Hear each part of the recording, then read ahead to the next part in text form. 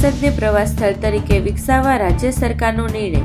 પ્રમુખ સ્વામી મહારાજના જન્મસ્થળ ચાણસદને વિકસાવવા સરકારે ₹10 કરોડ ફાળવ્યા. રાજ્ય સરકાર દ્વારા ગુજરાતમાં ઐતિહાસિક અને રમણીય સ્થળોને પ્રવાસ સ્થળ માટે વિકસાવવા માટે એક પછી એક સ્થળોની પસંદગી કરવામાં આવી રહી છે. ત્યારે આ કામગીરી હેઠળ સેંકડો શ્રદ્ધાળુઓના આસ્થાનું કેન્દ્ર એવા પ્રમુખ સ્વામી મહારાજના જન્મસ્થળ વડોદરાના ચાણસદને વિકસાવવાનું પણ રાજ્ય સરકારે નક્કી કર્યું છે.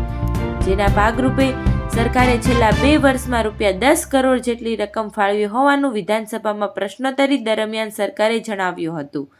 વડોદરા જિલ્લાના પાદરાના ધારાસભ્ય ચૈતન્યસિંહ ઝાલા દ્વારા 31 ડિસેમ્બર 2023ની સ્થિતિએ પ્રમુખ સ્વામી મહારાજના જન્મસ્થળ એવા ચાણસદને વિકસાવવા કોઈ કામગીરી હાથ ધરવામાં આવી છે કે નહીં, કયા પ્રકારની કામગીરી હાથ ધરવામાં આવી છે તેમ પ્રશ્ન પૂછવામાં આવ્યું હતું.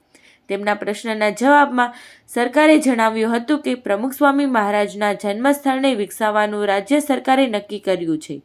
આ માટે ₹10 કરોડ ફાળવવામાં આવ્યા છે, જેમાંથી સ્ટેચ્યુ ઓફ પ્રમુખ સ્વામી મહારાજ તૈયાર કરવામાં આવશે. ઉપરાંત પ્રાગટ્ય તીર્થનો વિકાસ કરાશે. આ જગ્યા પર memorial parking, gate, Akshar Setu, oriented centre, food court, gazebo, children play area, toilet block સહિતની કામગીરી કરવામાં આવશે.